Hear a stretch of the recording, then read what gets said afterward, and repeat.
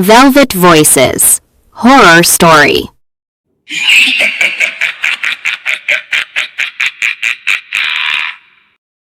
Velvet Voices Horror Story. Durgaganj का रहस्य। सन 1850। पश्चिम बंगाल का एक सुदूर गांव दुर्गागंज। चारों ओर हरियाली, लंबा चौड़ा खेत और गांव के किनारे एक घना बटवृक्षों से घिरा जंगल, जहां शाम ढलते ही परिंदा भी पर नहीं मारता। गांव के बुजुर्ग कहते हैं, जब रात में बांसुरी की आवाज आए और हवा में सिंदूर की गंध घुल जाए, समझ लो शंख चुन्नी अपने शिकार की तलाश में है। पिछले 1 महीने में 3 औरतें और एक नवयुवक रहस्यमय तरीके से मारे जा चुके हैं। कोई चीख नहीं, कोई लाश नहीं, सिर्फ एक लाल साड़ी का टुकड़ा और सिंदूर से सने पायल के निशान। गांव में डर पसरा हुआ है। जमींदार गौरी मोहन ठाकुर, जो दुर्गागंज का सबसे ताकतवर आदमी है, इन बातों को अंधविश्वास बताकर दबाने की कोशिश करता है। उसका कहना है कि यह सब अफवाहें हैं, गांव में डर फैलाने की साजिश। लेकिन गांव की बूढ़ी श्रीमती घोष, जिसकी बहू कुछ दिन पहले ही गायब हुई थी, रोते हुए कहती है, वो शंखचुन्नी लौट आई है। हमारी पूजा की गलती ने उसे जगा दिया है। गांव के बीचों बीच खड़ा पुराना ठाकुर बाड़ी, जमींदार हवेली, जिसकी ऊंची दीवारें और टूटी खिड़कियां हर रात कुछ कहती हैं। लोग कहते हैं कि उस हवेली के पीछे के बटवृक्ष पर कोई औरत लाल साड़ी में झूलती दिखती है, कभी बाल खोलकर, कभी अपने नाखूनों से पेड़ की छाल नोचते हुए।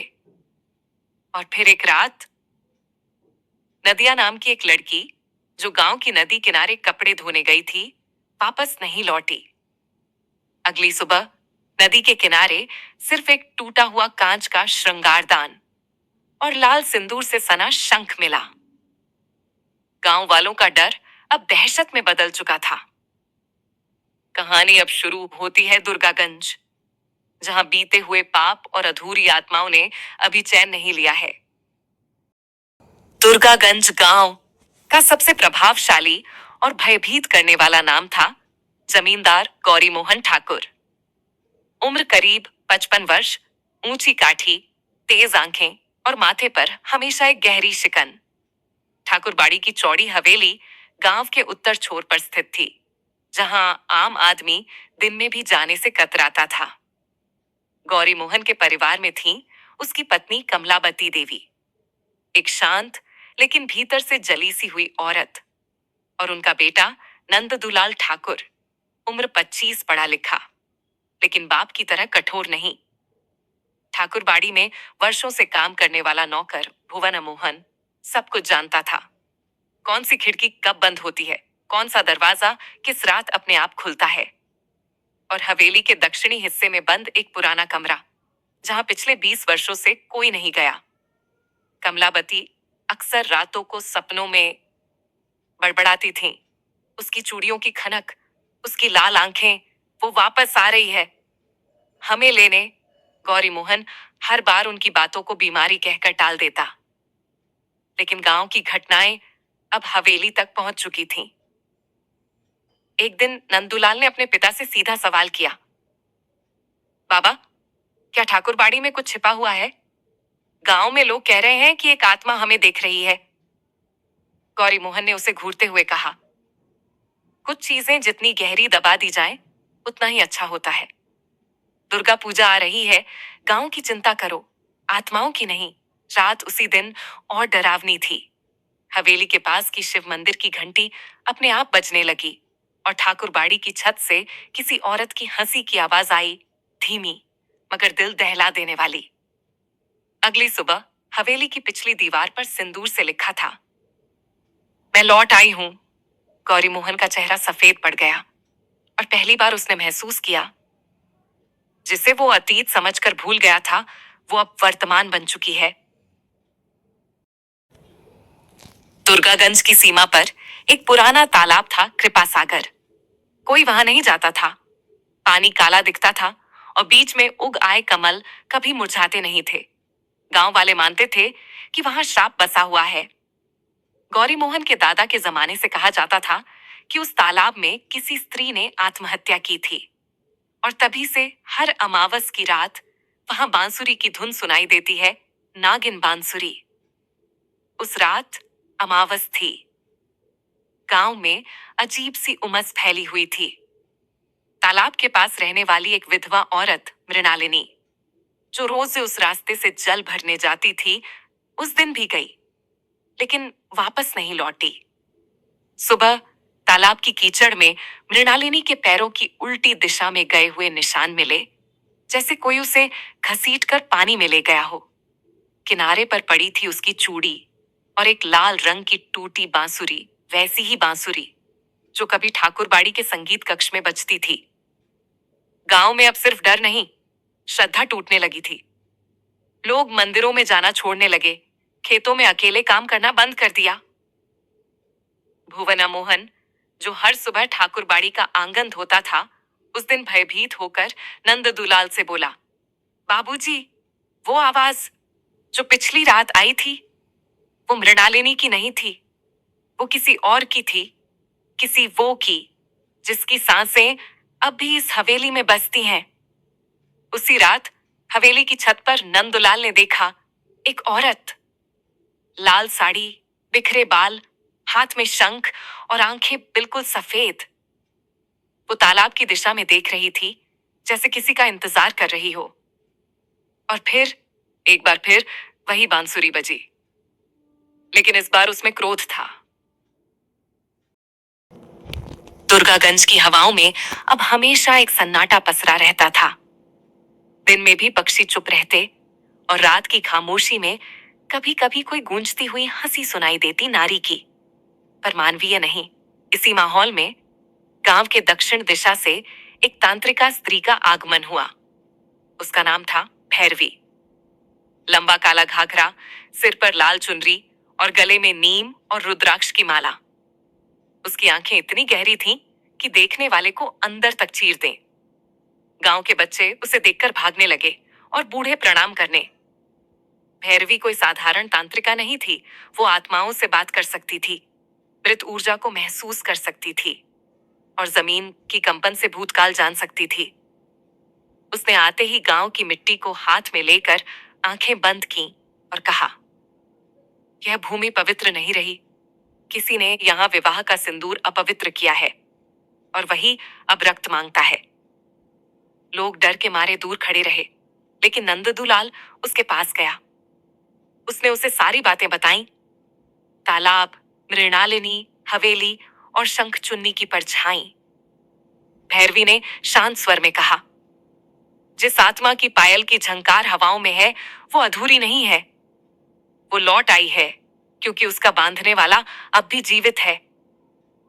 यह सुनकर नंददुलाल का चेहरा पीला पड़ गया। आपका मतलब मेरे बाबा से है?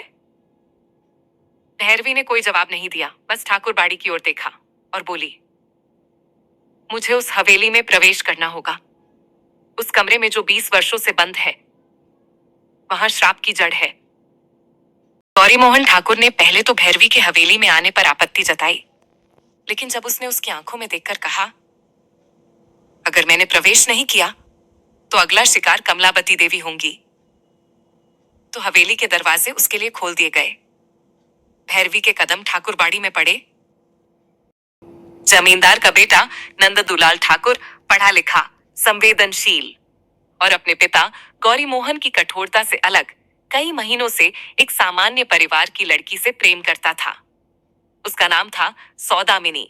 सौदामिनी एक बुनकर की बेटी, सांवली सलोनी, बड़ी बड़ी आंखों वाली और रहस्यमयी शांत प्रकृति की थी। गांव में लोग कहते थे कि उसकी मां एक सन्यासिनी थी, जो जन्म के कुछ ही दिनों बाद उसे छोड़कर कहीं चली गई। सौदामिनी को गांव की एक वृद्धा ने पाला था। नंददुलाल अक्सर छुपकर सौदामिनी से गांव के पीपल के नीचे मिलता।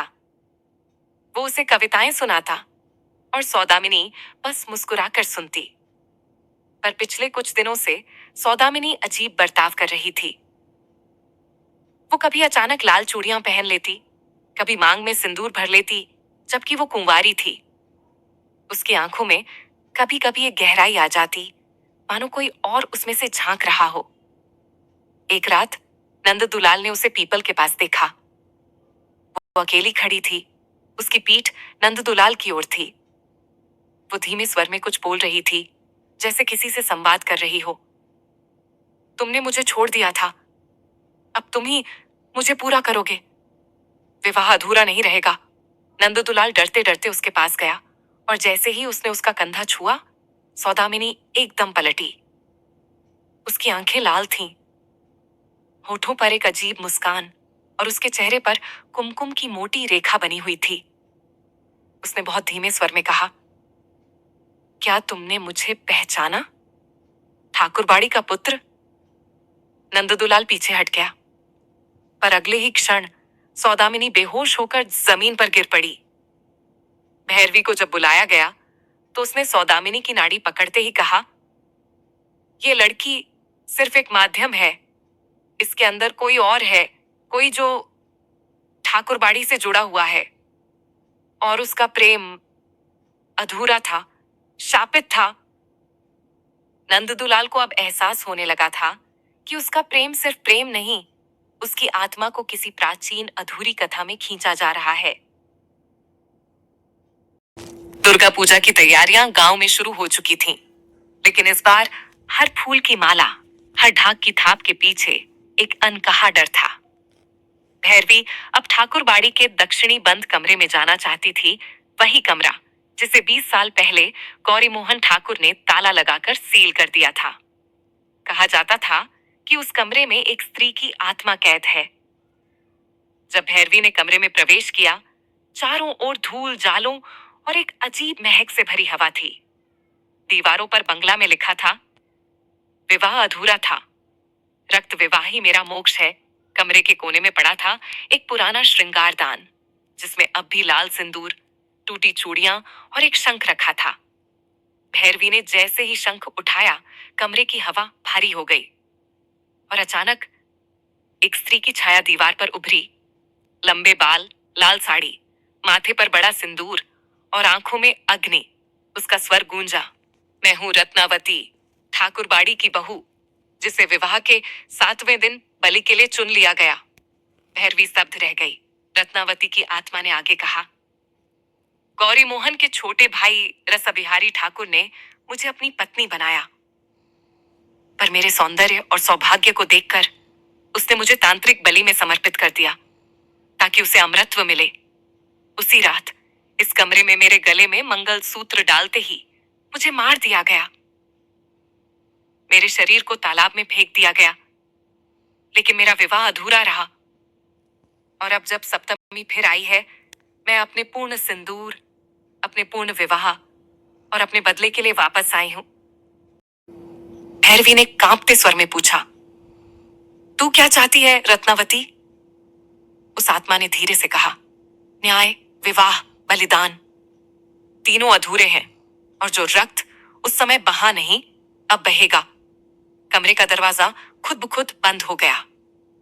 ठाकुरबाड़ी के नीचे की जमीन में कंपन शुरू हो गया और एक पुरानी लाश की दुर्गंध हवेली में फैलने लगी।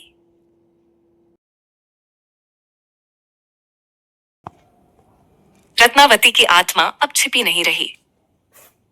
वो हवेली, तालाब, सौदामिनी, हर चीज में समा चुकी थी। गांव में अशुभ घटनाएं तेज हो गईं। बच्चों के माथे पर नींद में लाल टीके उभरने लगे। कुओं से सिंदूर से रंगा पानी निकलने लगा और गांव की 4 और कुंवारी लड़कियां अचानक लाल साड़ी पहनकर छतों पर घूमती देखी गईं, बेहोशी की हालत में, आंखें सफेद। भैरवी को एहसास हुआ, रत्नावती सिर्फ एक आत्मा नहीं रही, वो अब एक शक्ति बन चुकी है। और दुर्गा अष्टमी की रात वो अपना अधूरा विवाह पूरा करेगी, किसी जीवित पुरुष के साथ, और वो पुरुष है नंद दुलाल ठाकुर। भैरवी ने नंद दुलाल को एक विशेष रक्षा तावीज दिया और कहा, अगर वो तुझसे विवाह कर बैठी तो तू मानव नहीं रहेगा। वो तुझे अपने साथ उस लोक में खींच ले जाएगी जहां सिर्फ वो राज करती है। लेकिन उसी रात नंद दुलाल गायब हो गया। ठाकुरबाड़ी के एक गुप्त तहखाने में भुवन मोहन को कुछ जली हुई किताबें मिली। एक किताब थी रक्त विवाह तंत्र, जिसमें साफ लिखा था, यदि कोई स्त्री बलिदान से पहले सिंदूर में जलमूर्त बना ले तो मृत्यु के बाद भी वह विवाह पूर्ण कर सकती है। मृत और जीवित का संगम। ठाकुरबाड़ी के नीचे के तहखाने में एक पुराना मंडप मिला। चारों तरफ राख, हड्डियां और बीच में सिंदूर से बना नंद दुलाल और रत्नावती का नाम। रत्नावती अब गांव में नहीं, वो विवाह के लिए मंडप सजा चुकी है। और तभी घंटी बजती है। नदिया किनारे एक पुरानी मंदिर में दीपक अपने आप जल उठते हैं और वहां लाल साड़ी में सौदामिनी नहीं, रत्नावती खड़ी है नंद दुलाल के सामने।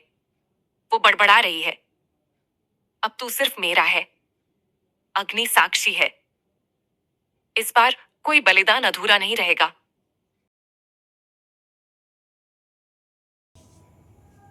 गांव की हवा रुक चुकी थी, मंदिर की घड़ियां थम गई थीं और शंख चुन्नी।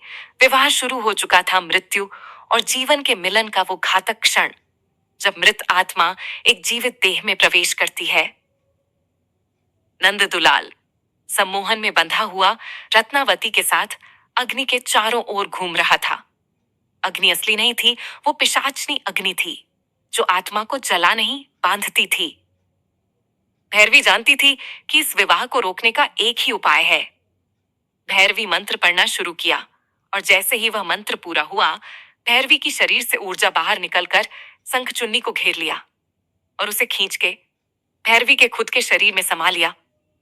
भैरवी का शरीर दर्द से छटपटा उठा, उसकी आंखें सफेद हो गईं। रत्नावती भैरवी के अंदर से चीखी, मुझे पूरा विवाह चाहिए, मेरी चूड़ियां टूटी थीं, अब किसी और की टूटेंगी। भैरवी ने मंत्र पूरा किया और अपनी आत्मा को रत्नावती के साथ बांध दिया। कुछ घंटे बाद भैरवी का शरीर सूख गया, बाल सफेद हो गए और उसका रंग भी थोड़ा काला पड़ गया, मानो उसकी उम्र 10 साल बढ़ गई हो। सुबह जब सूर्य उगा, दुर्गागंज गांव कई वर्षों बाद शांत था। तालाब का पानी साफ था, मंदिर की घंटियां स्वाभाविक रूप से बज रही थीं। गांव वालों ने कहा, जहां कभी फिर कोई शंख चुन्नी उभरेगी, वहां भैरवी उसकी राह रोकेगी। नंद दुलाल ने सौदामिनी से विवाह किया और ठाकुरबाड़ी की दीवार पर अब लिखा है, रत्नावती को मोक्ष मिला।